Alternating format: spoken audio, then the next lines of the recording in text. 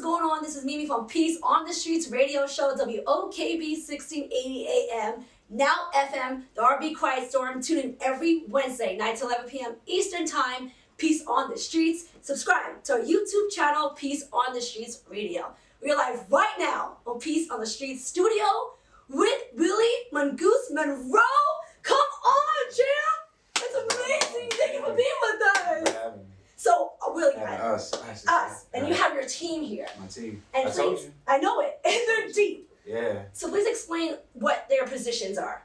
So I have my head coach, Danny Akers, and my father. They're more tuned into the boxing side. And then I have my strength and conditioning coaches, Lee Davis and Patrick O'Connor. All of them teach boxing, but they weigh more on the strength and conditioning along with the boxing. And my dad and Danny way more on the boxing. And then they just come together and put everything together. And I'm just like the remote control car. They control, I go, you know. And whatever they say, you do? Yeah, Is most of the time. Most of the time. So how long have they been with you in this journey? Pretty much all my life. Wow. Pretty much all my life, yeah. I pretty much inherited the team from my dad. They had my father when he was a professional fighter. No way! Yeah. And then me and Lucky grew up together. We know each other, yeah. So it's just more of a family setting. That's a beautiful thing. A teamwork, it makes everything can happen. Yeah. I want to go down the line, if I may, Mr. Willie, with your team. Okay, go ahead. And what's up? Yes. Now, for us that don't know boxing as well, I want you guys to explain your positions and exactly what you do. So please give us a little insight of how you assist. Well, we do the combinations. I do the pad work. What's pad work? Pad work. Focus mitts. When they hit? Yeah, they hit. See? Got it. See? I've been with him since he was an amateur. He worked with his father when he was a pro. And pretty much like family, because I know him when he was born. Know the whole family, his grandfather, his grandma. Pretty much family, you know? Since the beginning? Yeah. Since the beginning. Wow. From the root to the fruit. Right? Come on! So you're a boxer? Yes, former fighter, yes. And please give us a little bit of your background. Oh, wow. Born in Rochester, New York. Come on, New York. And I turned pro in '86. I moved to Ithaca, New York, underneath the guidance of Danny Akers and Pat O'Connor. And my career was I had a very successful career, but never got to the big shot, never got the big shot. But I just loved the game, loved boxing. And I come from a fighting family, had an uncle that was a professional fighter, Juan Monroe, one of the few guys that beat Marvelous Marvin Hagler back in the 70s. And realistically, one of the only guys. Only guy, yeah, the only guy. The other guys was one got hometown decision. Right. And the other was 50-50, but the worm put it on him good. Unfortunately, there was a snowstorm and the cameramen couldn't get in there, so it wasn't on film. Oh no! The irony of that situation. Right. So his moment of glory wasn't on film. Oh. It's in the history books, though. It's in the history books, yeah. People who were there will tell you he put it on, Marvin, like no man. Wow. So you started. May I ask what age? Well, I started boxing at age 12. My father got me into amateur boxing. It's a family thing, you said. It's a family thing. I had 108 amateur fights, 98 wins with 10 losses. That's amazing. You know your record like to the T. At 12 years old? Yes, at 12. I have to ask this. 74 KOs? 74 KOs. Wow. As an amateur. What made you think that your son would be in boxing? Well, actually, boxing wasn't the road I wanted him to go. But by me being out pursuing my career when he was born, I had him put in my parents' custody. So it was my father who got me to boxing.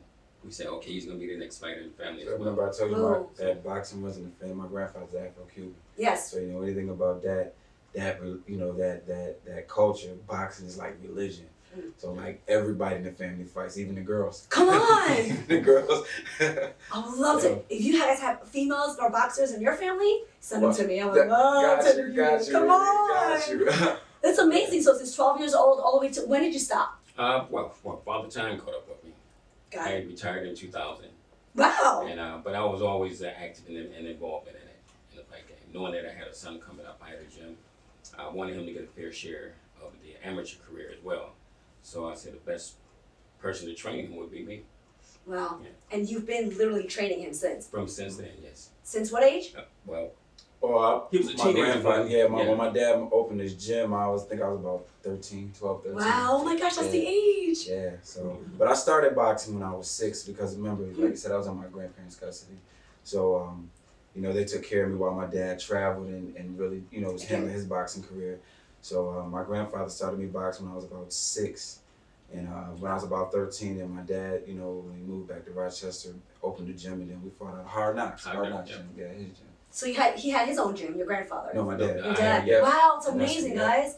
So you seriously, that's what made you think though that you wanted to be a boxer? What you just instantly you just fell in love with it? I saw them on TV. Like I would see Danny would come to the house in Rochester, like from Ithaca. Ithaca's about a 2-hour drive. Sounds like Rocky over here, guys. So you know, I grew up seeing Danny, and you know, we go. My dad had training camp. You know, you keep camp separate from family, so you sort of drive the 2-hour drive over to Ithaca, and you know, I saw them on TV, and the thing that made me really want to pursue it is, you know, I don't want to sound shallow here, but my dad came to my school one time. He fought in our hometown of Rochester. And when he came to school, man, you would have thought like, I don't know, you would have thought Usher showed up or something. The teachers were pulling out pictures and asking for autographs. I'm like, yeah, that's my dad. So I saw my dad fighting on TV. So I wanted to follow up in his footsteps. And my grandfather was, you know, boxing is, you know, like I said, religion in our family. So my grandfather was like, okay, let's go. And my grandfather was like, you got to understand that once we start, you ain't stopping. And you have not. I have not. Come on. That's beautiful. At 13, finding your way, that's really difficult. But you had a strong family, and they helped you get there. Yeah. That's amazing. Yeah. So it's amazing as well. I didn't even know that this was family thing. Yeah. And grandfather, that's insane. Exactly, yes. That's a beautiful thing. And I have to go to you, please. Express a little bit of what you do. I do a little bit of everything. Strength and conditioning. We do nutrition. We do boxing. We do lifestyle. We do mentality. We work on, you know, mental focus. We work on spiritual focus. Whoa. We work on, you know, a little bit of everything in all aspects of life to create what you would call a lifestyle for an athlete. That's a big deal. That's a big thing. Yeah. Lifestyle, stay focused, having them, you know, get you into what you may not be into. You know what I mean? That's a big deal. And mental? Yeah.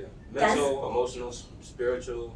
You know, you got to have it all because, you know, you want to be a complete man and a complete fighter as well. Whatever weaknesses you have in life will come out in the ring. They'll come out outside of the ring. So, you know, we focus on being the best men that we can be. Wow, it's a big deal. Does this always happen though? Is there usually, like, in this kind of lineup, does every boxer have that? No, that's why I'm special. That's why I'm special. I have, you know, he makes me wake up and we meditate, you know what I mean? Like, this training camp, we did a lot of beach work with Lucky and Pat. So it was a lot of, you know, meditating on the beach up before the sun. You know what I mean? And, you know, everything starts with the mind, you know, everything, you know, that's just the truth. So, I mean, once the mind is right and you start your day out right with your mind, everything else sort of just falls in line. That is so true. It's all frame of mind of how you think and how you perceive, and you're doing quite well. Right. Thank you. But how you conduct yourself and your energy and how so down to earth you are with others, relatable, you're humble, you're faithful. I'm just saying that makes you a lot stronger. You found your way, and that's a beautiful thing. That's hard to find because we have interviewed stars before, and we've been disappointed before. But and that's how I know like you're so well rounded. You have a great team. Please express yourself a little bit of what you do. I'm the other strength and conditioning coach. So we just try to design routines that go around the sport itself. So if it doesn't have anything to do with the sport, then we don't do it. You know. So we get pretty creative designing different exercises and different things to do. I knew Willie when he was, you know, that big, but then I got back together with him when he turned 18. When he was 18, and me and Danny finished off his amateur career and turned him pro. Wow. And I had a little gym, little Black Irish boxing gym in New York, upstate New York, and that's where he started his training and learning more about exercise and things like that. And then he just grew a life of its own with him, you know. And that's all he does now is work out. So yes, we know. Pat like really helped implement the maniacal drive I had. I've always been work, but my knowledge of work was basic, push-ups, sit-ups, running, stuff that fighters do. And Pat's got really creative, you know. Open to. Yeah, and opened me up to so many different. But then it would explain too, like the reason why we're doing these type of exercises is because of this. This is where it's going to help you. I wasn't just like one of those guys. And now him and Lucky working together, it's like they're like mad scientists. You should see them during camp. He has his notepad and they're just sitting there talking, and I'm like, oh man, I know tomorrow's going to be really, really crazy. Then they're like, we got something new for you, champ. And I'm like, okay, something new. Because they, you know, they give me, they put their minds together, and I see a transformation from just being in shape and then being in fight shape. When we thought we were in the running for the Canelo fight, my dad came down last year. So he was down here, we were down here for about a month and a half. 6 weeks. And he ended up choosing to fight Callum Smith. But other than that, we just stay in touch. And I carry number one, I love being in shape and I love what I do. But I also carry a real heavy conscience. So it's like, I felt like if once a fight happened, if they came down here and I wasn't in shape, I would have done them a disservice to fly them in and have everybody come in and set up camp. And then they're like, yo, what have you been doing since, you know what I mean? Like, you've been talking to us, you've been Zoom calling us, you've been, like, you know, I'll call Uncle Pat and he'll be like, well, you know, this week just try this and step back on maybe some of the boxing and try, do you have a medicine ball? Yeah, I have a medicine ball. You have resistant bands? Well, just try this. And then sometimes I'll Zoom with Luck, and Luck will be like, well, you know, he'll give me my mobility work. He's big on mobility work. Like, all right, champ, you're doing a lot of strenuous work that can cause an injury. So these are some mobility drills I want you to, so through Zoom, he'll show me some mobility stuff. But they send videos. He sends me videos. These are the stretches I need you doing before you go to bed, champ. And it forces accountability on me, because once they get here, I can't, you know, be half-stepping. You can't lie. You know, I can't walk into, you know, we can't walk into a fight on, you know, especially because sometimes they give me fights on, you know, 3-week notice. So it forces me. Some people say, well, that's unfair. But for me, you know, I guess when you change the way you look at things, the things you look at change. So for the fact that they give me fights on 3-week notice to try to catch me sleeping, forces me into a state of insomnia, so I don't sleep, you know, so I'm always working, always in the gym. And I love looking good and feeling good, you know. Florida's a place where you can't always dress the way you want because it's so hot. So I don't want to be out of shape in a tank top, you know what I mean? So I want to look good all the time. So, you know, but the communication between the team is phenomenal. It's phenomenal. It's a beautiful, I'm blessed. I feel beyond blessed to have these guys in my life. I tell them that. I had a real heart-to-heart with them. I said, you know, besides my brother, who's like my ace, my younger brother, when you mix these 4 guys together, you'll get me. Wow. You know what I mean? When you look at the men who have had the biggest influence on my life, you know, my grandfather's no longer here, so the men I lean on for not just boxing stuff, but for personal, spiritual, psychological, you know what I mean, how to be a better father, how to be a better husband, I lean on these guys. And, you know, you look at all 4 of them, and it's a piece of me in there. So that's everything, because, you know, I don't really want to, I guess you could say his name, but, you know, just seeing the story of Tiger Woods, you know, he had a strong foundation, but it kind of flopped a little bit on him during his time growing, which kind of altered him, you know, a little differently. Right. So without having a strong team, you can flop later. Yeah. You know what I mean? And that's where that road kind of went there. That's what I'm saying. This lifestyle, to keep it going mentally strong for all these years, to have a strong foundation, to keep on the right track, to tell you it's wrong, and not do it themselves wrong, is a huge deal. Like, it's a lifestyle for all of us, though. You know, Danny has other fighters that he works with in Ithaca, and both Pat and Lucky are strength and conditioning coaches, and they have other athletes outside of me. So their knowledge is always being further. It's never stagnant. Never stopping. It's always being for, like, they'll call me and be like, I got something new. You know, like I said, sometimes I'm like, oh, they got something new. That's gonna be hard. You know what I mean? Oh, that's gonna tire me out. Or, you know what I mean? But I love when they say they have something new. You know, So they create their own plan, Yeah. Oh yeah. own agendas. Yeah. That's insane. Do you have a journey? Do you have like a journal on this, or? We feed off each other. Sometimes we go right off the fly. I'll think of something to do that's going to, you know, improve shoulder strength. Like, say for instance, I stand on top of the bench and make Willie throw 100 punches up at me like this. Huh. So he has to punch up for shoulder strength. Then he says, "Well, why don't I do a step up for each?" So he steps up on the bench while he's punching. So we just kind of flow like that. Flow off each other. You know, together. So we all work. You know, we all work extremely well together. You know, and we just feed off each other. You know, it works that way. having a solid team makes it a lot easier. And these guys will blow your mind. Yeah, with the there's no jealousy on the team at all, except everybody's jealous because I'm better looking. But that's, I get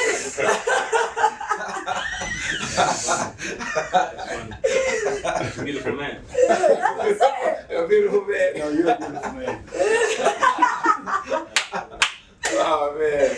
It does seem like a family though, and it does consist of a lot of individuals, which some of us don't know, within boxing itself. I have to ask you guys a question: has boxing went left right now? Is boxing, or has it gone a little bit commercial? Does it seem like it's a little bit like WWFE? That's just Floyd using boxing for his entertainment and money making. Entertainment. Because he was and is the greatest money maker of all time. Oh, so is he considered more of an entertainer more than a boxer? Now, yeah. Now that's what it's about for him. It's about, entertainment. And he told you that, in his last 9 fights, like, I want to bring a level of entertainment that boxing has never seen before. So when people watch his fights, they're not looking at it from a technical standpoint no more. You can still learn stuff from him because, he is a wizard. He's just like a black belt. But right now he's just having fun. So people You got to learn not to respect buy that. it. That's what you learn. Yeah, you got to learn to respect what he's trying to do now. Like he's doing exhibition. He's not putting on master classes because he's not fighting other fighters. Exhibition. He's fighting, personalities. So is there going to be a round 2? Of what? For yeah. I hope not. Fight somebody else, make some money, and go on about your business. I get it. There's still a lot of great fighters out here who, deserve the recognition and deserve the, notoriety that they're supposed to be getting. So that's what it's all about. Now focusing on the young fighters that are coming up, and then, the KZ veterans who are out here still making wrinkles in the game. You got your Pacquiao's, like he's 42, right? Yeah. Out here still making it happen. So boxing isn't dead. The thing that I think, I'm optimistic. I'm on the fence with it because a lot of people are like, well, it's exhibitions and they are making a lot of money. They're making a lot of money than some fighters who've been doing this all their life.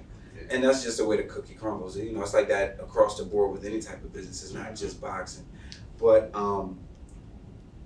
the good thing about it, I think, is going to force the hand of promoters to make big fights that we want to see. Because there's so many promoters who, and management and advisors who are, they have these big fighters. We want to see the Errol Spence versus the Terrence Crawfords. We want to see, the Deontay Wilders and the Anthony Joshuas and these big guys fight these fights that we're hungry for. But you have these promoters and managers who are way more greedy than the fighters. The fighters aren't scared to fight each other. You have the promoters who are like, well, we're not going to do this now because they're not giving us 80% of the money, and it's like you both have 2 champions. Why don't you just split it 50-50? But it's a lot of greed there on the back end. But I think these exhibitions with these guys making this money is going to force the hand of these guys. Hey, you better make a good fight, or nobody's going to care about it anymore because everybody's going to be watching these exhibitions, and you're going to want some of this money. So it's forcing the hand of these promoters and managers to say, hey, look, we better start putting together some real fights. So these exhibitions are going to be what it is, and the train is going to move. Nobody's going to care about Errol Spence and Terrence Crawford and Anthony Joshua and all of those guys. They're going to care more about the YouTubers. So I think the good thing that comes out of it now is just forcing the hand of these promoters to say, let's put on some great fights. We have to. Accountability. Yeah. Now there's like people that say that like boxing is obsessed with being undefeated. Mm-hmm. Do you feel like some of the reason why we don't get the crazy fights we want is because of that obsession with the undefeated, where they don't want to get their boxers out? Yeah, I think that being undefeated is the obviously it's the whole pinnacle of everybody tries to leave with the donut or I want to be considered the guy that's never been beat. But fighters come and go a dime a dozen. You know what I mean? And you look at all of the greats, the names that we resort to when we're talking about boxing, they all have losses. When you talk about not the Floyd Mayweather, but when you're talking about the Muhammad Ali's, the Sugar Ray Leonard, the Haglers, the Mike Tysons, when you talk about these guys who went beyond boxing, suffering a loss and getting up from it is what made them great. It's almost like Michael Jordan. Like everybody talks about Jordan with 6 rings, but they don't realize he had 19 seasons, I think, 18 or 19 seasons, right? So that means it was 12, 13 seasons where he lost more than he won. You know what I mean? You have the same thing with Kobe Bryant. The greatness is in how they won. And in boxing, being undefeated is considered greatness. And in my book, it's not. You know what I mean? Because the guys I look to are the guys who are like, okay, I was bested by this guy, but guess what? I got up and returned the favor and went on to win again. I think the measure of a true champion is how much he can take and then get back up and keep going. Because with the way politics and boxing is right now, you know, you can buy yourself 40 guys that can't beat you in a row, and then, oh, I'm 40-0, but who did you fight? You know what I mean? Not to take anything away from Floyd, because Floyd definitely fought world champions and guys. He's a different case. We're in a different era, but you got a lot of guys who are doing some real unchampionship-like stuff just to keep that and it's I think that taints boxing, and it forces the fans to think, oh, being undefeated makes you great, when it's like, nah, I know a guy with 3 losses that'll beat the crap out of that guy that has no losses, and he won't come nowhere near him because he knows it. Cherry picking champions. Yeah. They're making so much money they can afford not to fight. Yeah. And it's easy to fool the masses because if it's on Instagram, it's true. If it's on YouTube, it's true. You know, back when, you know, the Sugar Ray Leonard, you had to like sit down and watch a fight. You had to sit down and analyze things before you took into consideration whether this was a win or a loss or whatever. You had people understood. People had to, you had to read a newspaper. All you have to do is look on Instagram, and if it got 5,000 likes, then it's true. There's a documentary called The Four Kings on Showtime right now. And my favorite fighter growing up, you know what I mean, was Sugar Ray Leonard. You know what I mean? Next to my dad, Sugar Ray Leonard, Roy Jones, and my dad. And That's a good save. Next to my dad. Well, no, because I said that earlier, you know, my dad is what, you know, he's the fighter that made me want to fight and spark that interest. But, you know, the fighter style that made me say, all right, this is entertainment with Sugar Ray Leonard and Roy Jones. And, you know, Sugar Ray Leonard is, you know, part of this documentary with the Four Kings, and you get into their back life, their story, him, Roberto Duran, Marvin Hagler, who my uncle beat, and Tommy Hearns. So, but the thing is we look at these, we hear people rattle their names off in such greatness, but then we go and check out their backstory. These guys are human. Yeah. You know what I mean? These guys have been through some stuff that your average human, they're champions outside of the ring. And that's the type of champion I consider myself as. Not only am I a champion inside, I'm a champion outside of the ring. So when I resort to the fighters I like to watch and I like to connect myself to, it's the old school fighters, because they had morale, you know, they had value. It wasn't just about, oh, I got a nice chain, and it wasn't about looking like a rapper. It was about doing my job, and that's who I am. I think we feel like it's almost like they're making a mockery of it, but I really don't want to go too hard on that. It's just the way they stated it, exhibition, that perfectly said. So you have to take it for what it is. Yeah. That's it. And I like the way that you have a great insight about that. That the marketers or the promoters, that's going to bring it back in the game. You know, from it's kind of fading a little. It was kind of fading because we were afraid that it was getting to be more of fake. Right. And we don't want to. You know, we got the wrestling. Right. We got it. It's make more like a trend. You know, a trend comes out, everybody got to jump. Yeah, I think it's gonna and go eventually it'll die down. But, you know, but boxing historically has always done that. You know, you had Ali, and then once Ali's fall came and, you know, he was no longer the popular boxer, boxing sort of wavered in the wings, and then next thing you know, Sugar Ray Leonard popped up. Everybody had something. And then once he died down, Mike Tyson came up. Right. And then once Mike Tyson faded out, Roy Jones, and after Roy Jones faded out, Floyd Mayweather. And after Floyd Mayweather's going, you got Willie Monroe. So I'm just trying to, you know, show you guys what it's about, you know. And every era has a fighter that represents, you know, what that era needs, you know what I mean? And I think, personally, I could be tooting my horn a little bit, but I think this era right now, I think my time is perfect right now, and I'm glad my team is here with me. I think they can attest to this, just because of everything that's going on in the world right now. The world needs a guy like myself to come out and really show them that this can be done, because everybody's in a state right now of like sort of disarray, and it's the ones who are winning right now are the long shots, the ones who weren't supposed to win. You got people just popping up. Look at women. Women were down for so long. Women were in the background for so long. Perceivingly, if you really know, you know, women are the power of everything, anyways. And that's not. I'm not just saying that because we got a VP, you know, first female. You know, outside of boxing, I read this book called Outwitting the Devil, where Napoleon Hill talks about Henry Ford, and Henry Ford talks about, I wouldn't have been able to create a car. He invented cars, not just Ford car. He invented car. I wouldn't have been able to create that with the power and the mastermind of going back and forth and bouncing ideas with me and my wife in our bed at night. the woman has always, to me, has always been the power structure. Like my wife has always been there to, you know, when losses happen or when bad things happen, to say, to give me the other side of it. My coaches can attest to this, you know, who's, you know, my coach Pat, you know what I mean? I know, you know, my Aunt Mary, she's, you know, she's held him down in so many different ways and stuff I've watched him go through. So, you know, and when, speaking of my wife, she's pregnant now. Come on, congratulations! But, you know, the point I'm making is the people who were looked at, or, you know, the section of people who were looked at as not so powerful are the ones who come up and showing, hey, we're the ones that have been the power all along. We've just been in the background. So you got, you know, the women and then the long shots, the people who are considered, oh, well, you didn't come from this area, you didn't have that type of money, you didn't come from this community, so you shouldn't make it. No, that's the reason why I'm gonna make it. You know, the roads that came from the concrete, that type of thing. You know, so I think this time in life right now, it's time for the long shots, the ones who were considered you weren't good enough, or we're the people who are gonna pull forward and pull this next generation into victory, because it's us that have been in the backgrounds giving the real direction on how things should go. You know, all of the fluff is gone. Now it's about substance, and the ones with substance are moving forward. Speaking of substance, she is now a part of something. She does life insurance. Just want to give her a shout out on that, because she did her own during this pandemic. Yeah. How does she build herself? What is she at this point? Because we gotta give it up. Yeah, she did a really well job. You know, we moved down to Florida, you know, right before the pandemic hit, maybe 8 months before the pandemic, 6 months before the pandemic hit. And then we suffered, during the pandemic, we suffered a house fire, lost everything. No way. Yeah, we lost. Right before I did the first interview with you, we were just, things were just, And then our car put us down, and we were just, you know, and then the fights weren't happening, and you know, I went out and got a job. I did what men do, go out and get a job. And then the pandemic hit, there was no jobs, and then my wife picked up through an actual boxing friend, she picked up life insurance.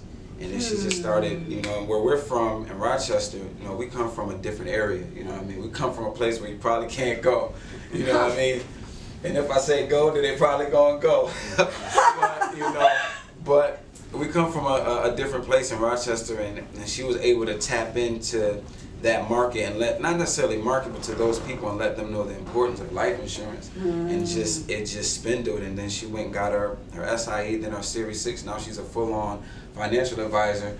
And this just shows you how good God is, because before we even moved down here, we prayed. I said, you know what, God, I don't want to get another big purse or another big fight until I have the financial intelligence to do the right thing with it. Because we've all fought on TV, we've been on these big fights together, but you know, me as a fighter, I knew what I knew. I knew get an LLC, I know save money, but there's a higher level than just saving and getting professional things like an LLC.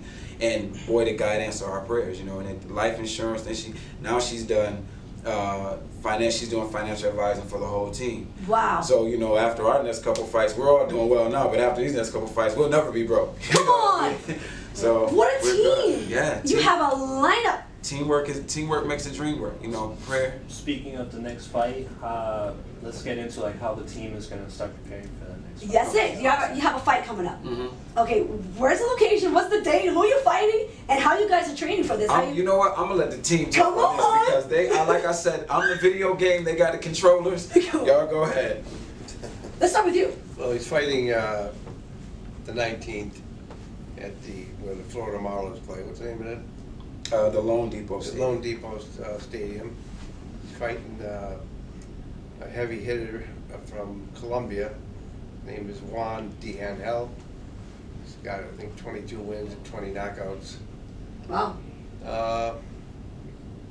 He's looking to take him out, is what he's looking to do, to set a standard, to open up these promoters' eyes. That's what he's going to do. He can box and he can punch. Whatever way it's going to happen, Juan's going down. Come on. We got the time, Mr. Juan. Huh? Can people come to this? Can they actually be live to this now? Yeah, it's fully open here, so it's at full capacity. The main event is Teofimo Lopez versus George Kambosos, and it's a female. I think it's 2 female fights on the card. Won the super middleweight championship. Yeah, it's a super middleweight championship on I the saw fight. that. Yeah, it's a big card. It's a big card, and you know, Teofimo recently beat, you know, one of the guys who's considered pound for pound great, Lomachenko. Wow. So, you know, this is a big fight for him, and he's got a tough opponent. George Kambosos is undefeated from Australia, and the boy can fight. So it's a packed card, action-packed card. Well, we're looking to steal the show. Yeah, that's gonna happen. Gotta give him their props while we're on here. We're gonna steal the show. So how do you guys train for this? Like, what are you doing right now for this? I know you have been before in order to get here, but Right now, when it comes down closer to showtime, he's tapering off right now. He did all his work. Now he's just maintaining, what does that mean? just keeping his competitive edge, and he's ready to fight right now. What kind of fighter is your opponent? He's a slugger. Like I say, he's got knockouts, 20 out of his 22 wins. Heavy hitter. Do you guys study up on the people that you're fighting? Do you actually study up We on these look at him, guys? he don't. He does it. You Yeah, the we team look at does. him. Well, we don't sit down as a team and watch his opponent, whoever he's preparing to fight. That way we can pick out different weaknesses of his opponent. That way he'll have that upper hand. For sure. Strategize. We try to look to expose him. You know, capitalize on those weaknesses, learn his habits, his bad habits, his whatever he's good at, and we take those away from him. That's it. So when you're in the ring, can they call it out? Yeah. Stop, But block. everything's a code. Yeah. Everything's a code. Is You know, it? we have a Code you know, a language. nice little language. You know what I mean? When they drop a few words or say a few things, I know what they're talking about. You know, so we have a few code words that, you know, we use, and I know what they're telling me. So are you guys training for endurance? You trying to last all the Everything. rounds with him, or you trying to knock this guy out? You trying to play him at his own game? What's kind of you guys' strategy? We're preparing, training to get him out of there. We're looking to get him out of there. We're not going to force it. A knockout? Yes. Yeah. Yeah, we never force it, but you know, knockouts come when you're doing the right thing. It's like running a marathon. You let the road come to you. You know, so you don't try to force the knockout. You allow the knockout to come naturally. Because you know that's how you end up getting clipped and you get hurt if you try to be overzealous. So you know, you take every step on that path. You know, and you don't try to cut any corners with it, because when you cut corners, Brick that's by when brick. things happen to Come you. on. Absolutely. So we're real methodical. We're real intentional about the things that we do. We're mindful in the ring, defensive minded, offensive minded, and we just implement our will. Like a slow squeeze and I'm like a cobra. Or a python. Do you guys have like a change in diets between the time before the fights, when it's getting closer? Does the diet change? Or training change? Well, since Will's been training with me, I've been implementing a more of a healthier lifestyle, a lot of herbs, different fruits and veggies. But he went vegetarian 4 years ago, 5 years ago. 2016. Yeah. So, and he's been living that lifestyle, so it pays dividends for him. You know, when it comes to training camp, he doesn't have a lot of waste in his body, a lot of inflammation and different things like that. So dropping weight to get to where we have to go to is much easier. He makes it a lot easier on us by staying in shape and being right, and you don't drink and none of that. Wow. So it makes it real easy on him. And having this whole team is totally easier for someone like me and Will. I do like sweets though. That's like my vice. And then we're trying to I keep do away from crazy Starburst stuff. over here. Yeah. I will sneak a piece of cake every once in a while. So they ever get mad at you if you actually do that? No, because He's gonna pay for it later. Exactly. I thought I had to think about that. Hey, remember that piece of cake you ate? Me another pound out of you, champ.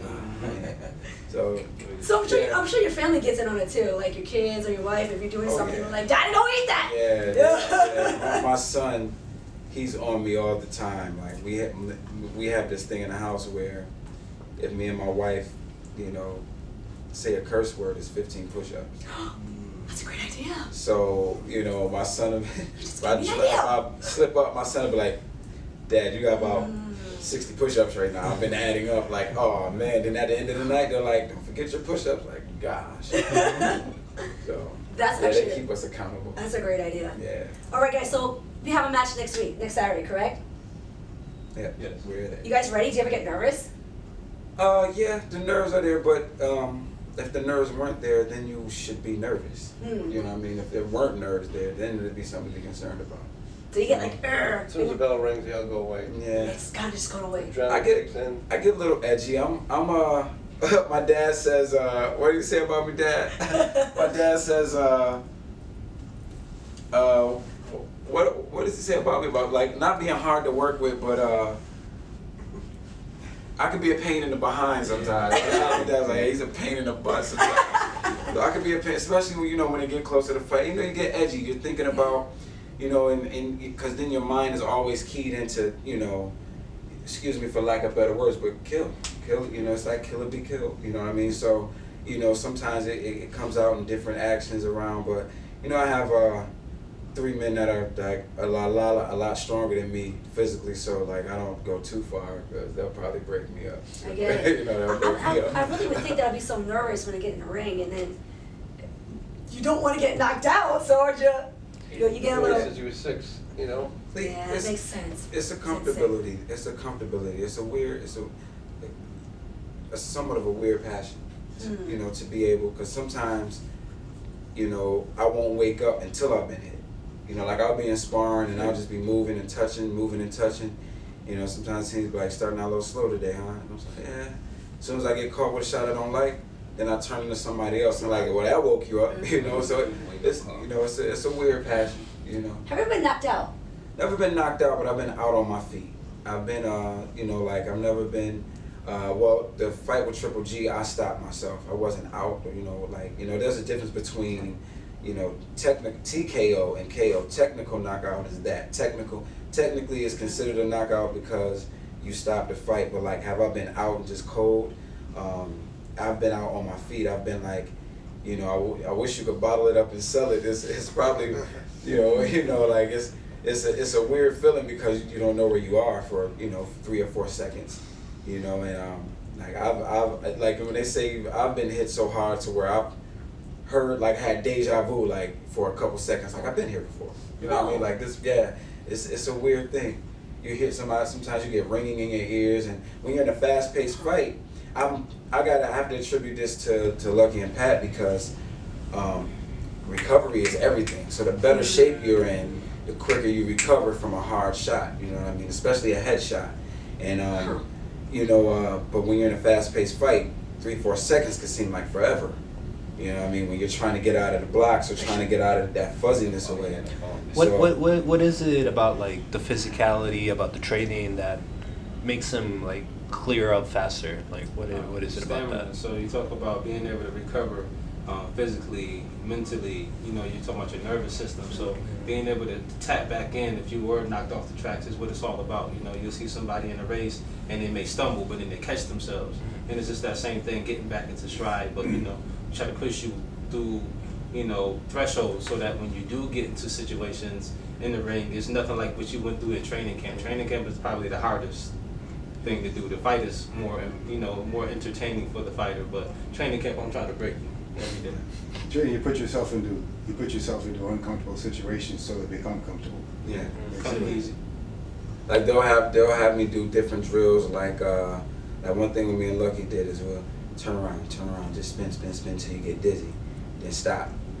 And we'll do pad work. Well, we're emulating what would happen if you were to get rocked in a fight and you're kind of dizzy. How to keep your focus on this object, move your head, still see punches coming while you're under being dizzy. We bring science into it, and the basis of it is oxygen. What people don't, it's that simple. It's oxygen. It's all over the place. It's omnipresent. You know, it's free. Oxygen helps you recover. Oxygen helps your muscles recover, your mind recover. Because what happens if you get caught with a hard shot here or here, there's an oxygen passage that goes between here and your skull. So what happens, the reason why guys get their equilibrium is off, or their oxygen supply to the brain is cut off for that split second.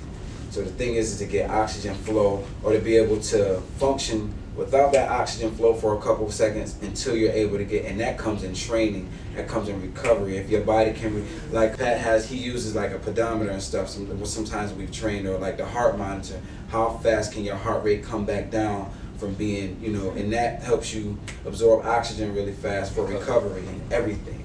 Not just recovery in, oh, I can throw another 5 punches, but recovery in, oh, I'm hurt, can my body recover? So like, I gotta attribute this to them also. Like when I've gotten tattoos, my tattoos heal up so quick because of the type of training we do. Recovery is on that level.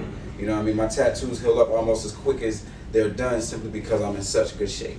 Training You can train, you know, aerobic intake. You can train anaerobic intake. You can train every muscle in his body, but the most important muscle you can't train, which is the heart. And every fighter has to have it. Yeah. And without I don't care how many push-ups you can do or pull-ups you can do. If you don't have that, Yeah. it's not gonna happen. Yeah, and then making sure He's responsible for that. Yeah. Yeah, making sure he has you know, that balance that he's talking about and being able to recalibrate himself. You know, we do a lot of work with the nervous system, the vestibular system, meaning, you know, like I wanted to simulate like somebody going through vertigo. I don't know if anybody's ever had it before, like the room that like spins.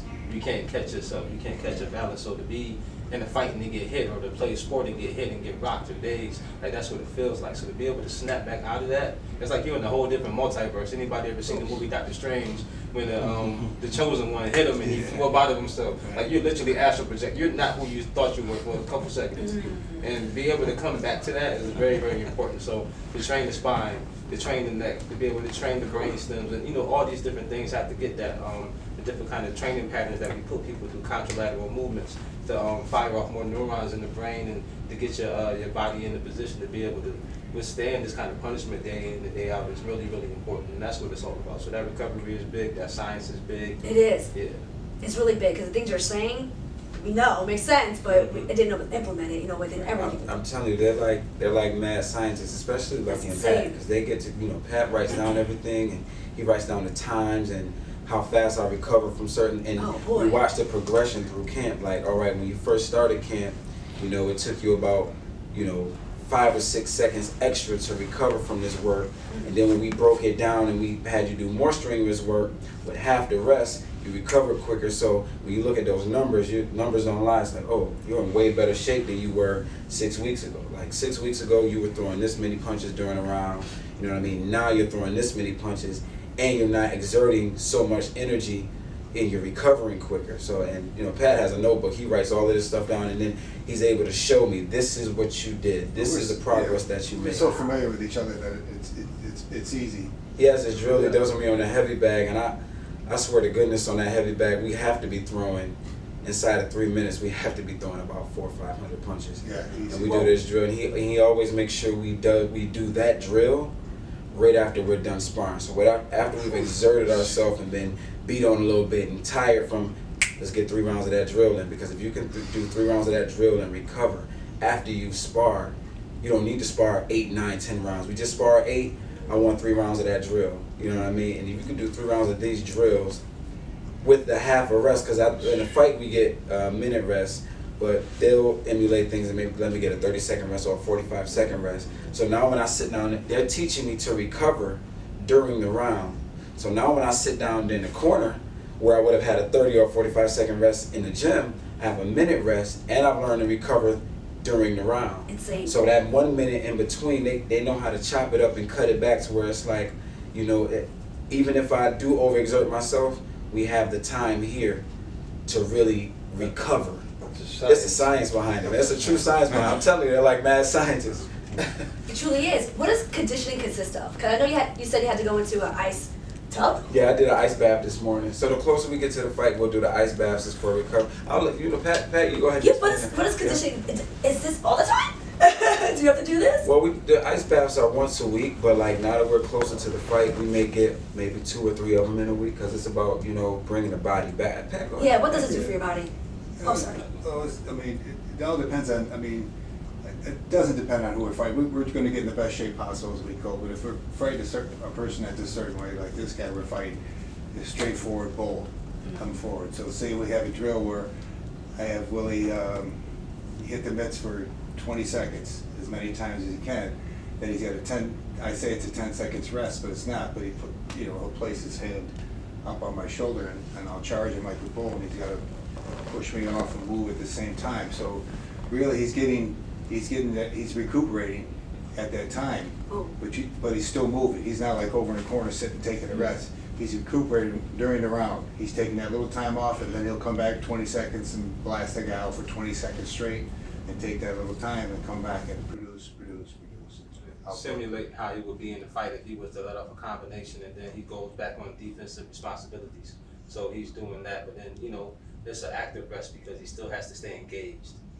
He does. I didn't even realize that you actually should find that way while you're in the ring and while you're fighting it. Didn't even think about that, because usually when they sit is when we know that's their break and that's when they resting. So they teach me how to recover and during the fight, like during that's insane. That way, when sitting in the corner for a minute, you know, because that minute it's like a pit stop. You know what I mean? And in NASCAR, that minute is very important. So I want to be able to, when I sit down in the corner and they're talking to me, is to not only recover mentally or physically, but I need to absorb all the information inside of a minute. Because you fight for 3 minutes. About 47 seconds. Yeah, because the minute starts as soon as the bell rings. So like however long it takes you to get back to your corner. And then they say seconds out when it's about 10 seconds before the round starts. So you take that 10 seconds and then maybe the 10 seconds to take you to get back to your corner. You really only have maybe a 40-second rest on that stool. Communication is key. Communication is key. Making sure you have a fine-tuned corner is key. Making sure that he's, you know, that's why we focus so much on oxygenization, because I want him to be able to breathe comfortably without, you know, a lot of people when they get to a frantic mode, you know, fighting, you know, tenses you up. I don't know if you've ever been in a fight, but, you know, you become very, very hostile. So to be able to go into knock that one shot. to be able to go into warrior mode and then come back and let me be a student. Go back to warrior mode, come back and you have to be in control of your emotions. You got to be in control. So breathing is very, very important. So that's why we focus on, you know, the small things. Small things are all things, and we make sure we don't have to have a big, elaborate scientific lab. We can just focus on the basics of what it takes to be a champion, and we can do that. Got a great pool of resources too. You know, as far as I know, Lucky does. I do as far as knowing other trainers. You know, world famous trainers, and like we're gonna do pool work conditioning for this camp, and I'm not a swimmer, but I have a good friend that's the Olympic swim coach, so I called him and said, what can I do for conditioning for my fighter? He gave me these drills, and they're on the money. Yeah. Mind you, every fighter don't have the team like this. It's a blessing. A blessed team. You know, some have just one guy. You know? And, you know, the knowledge, and I have to attribute that. That's why I feel I'm blessed at, because, you know, like a lot of fighters have the money and stuff behind them for different things like this, and we're sort of grassroots. Like we sold tickets to, you know, I mean, we had to sell tickets off of our bike. Off my bike. Started from the bottom, right here. Like I worked 2 jobs while training. You know, paid opponents, paid out of our pocket. Wow. To actually get, you know, what I mean, to actually get there. You made it happen. Yeah. Who actually agrees to this? Who agrees to the fighters? Really? It's all one.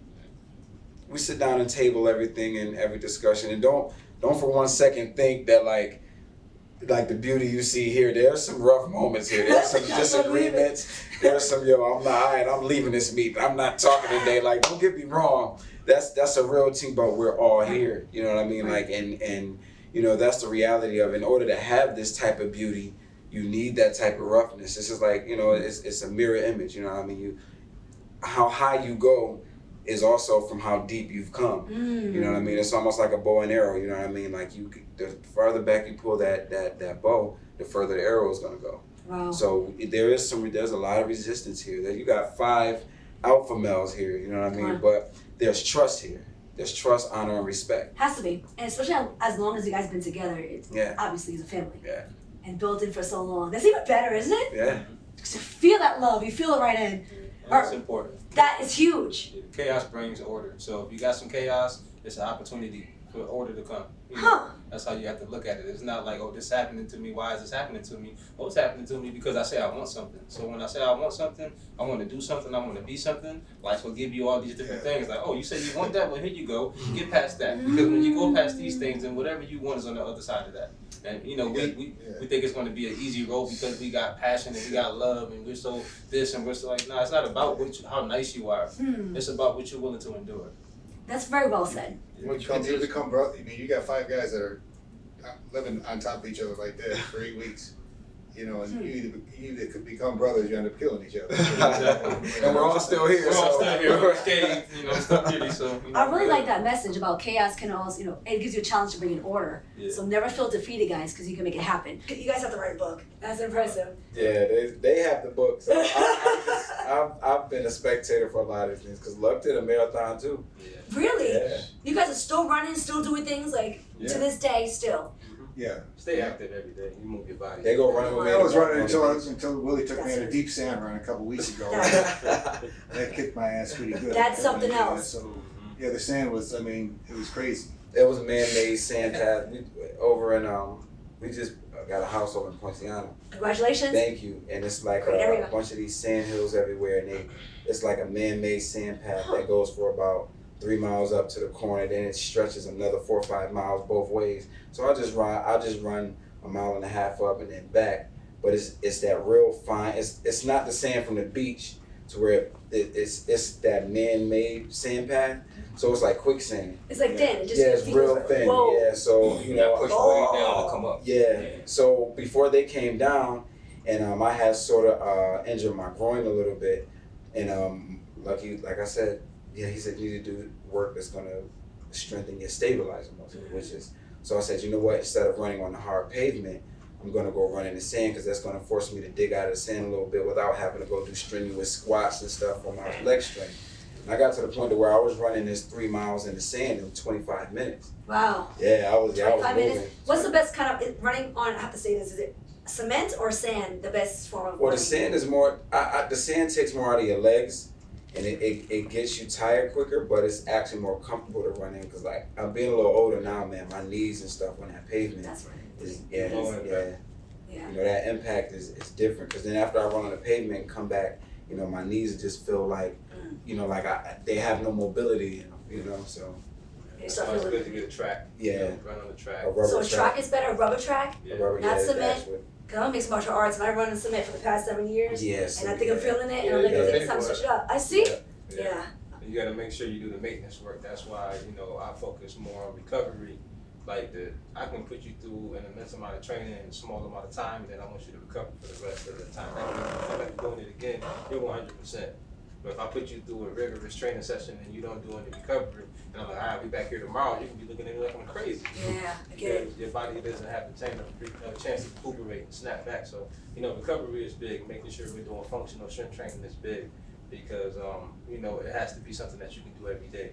If it's not something you can do every day, then it doesn't become a lifestyle. Then you don't become better at it. You want to be able to progress. I think every athlete needs someone like you and you. Absolutely. And you.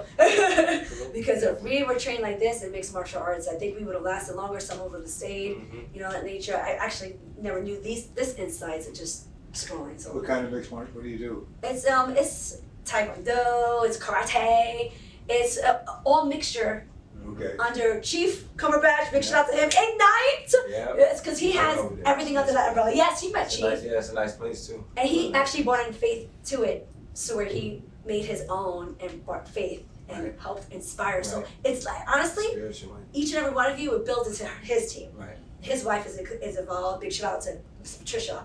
And they're black belts. So like 5th, 6th, 7th degree. It didn't even know that existed. But it's a team like that. They truly know how to stay strong mentally, encourage other kids, have them not to give up. My kids are all in it. And it made them stronger. Wow. It made them not to worry about fear, Right. fighting Yeah, fear. So yeah. it's really huge. One thing to fear is fear. Yes. You guys remind me almost like Rocky. I know that's a fairy tale. But the team itself, I gotta see you. I gotta see you work out with him. Will you allow us to be behind the scenes Yeah, you to can watch you grab and the some, team? yeah, we're here training. We'll be in the Kissimmee area until the 16th. You got a little footage on your phone, don't you? Yeah, I got a lot of stuff I can show you. Yeah. Maybe have that as well. Yeah. I would like to bring that in to this as well. Okay, great. So you be Kissimmee? We might have to talk, guys. Bring the gentlemen out and have them Yeah, film. yeah, absolutely. Ooh! Keep us on the streets. We might be behind the scenes. Maybe I said you'll have all access. I told you that. And I told you when I got my very next fight that we'll be here doing an interview. And we're here. His word is born. It might be a New York thing. So thank you so much for the team for being here. Do you guys have a name, by the way? A team name? It's Team Monroe. What's the name on your shirt right there? Brick by brick. We're Brick by Brick Team Monroe. We're just the family team. That's it. The family team. That's it, guys. You guys got to check out this fight. It's next week. All details will be on our YouTube channel as well as we're going to air this live on Peace on the Streets Radio. Please, again, give out your name and just go down the line. If you have pages or we're going to give shout outs, do that as well. Patrick O'Connor, Black Irish Boxing.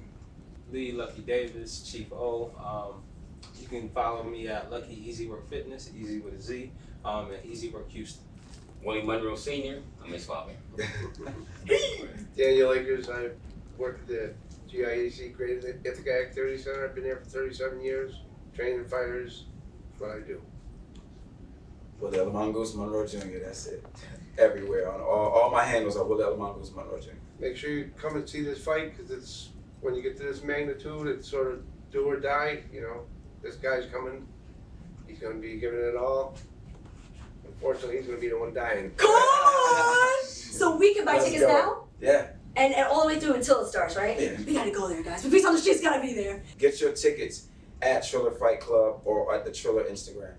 That's right, guys. So Rory, we will relay this information and post it as well. Thank you so much for being with us on Peace on the Streets. Willie Mongoose Monroe, you're a bomb. You're a junior. And God bless you guys on your journey. You guys are killing the game. Thank you so much for being so down to earth and relatable to others, because it truly help inspire and encourage others. Thank you guys so much. Peace on the Streets Radio. Big shout out to our production. Don B, Mel, and Neil. Prince of the South, we love you. Come on, give us a clap. Yeah!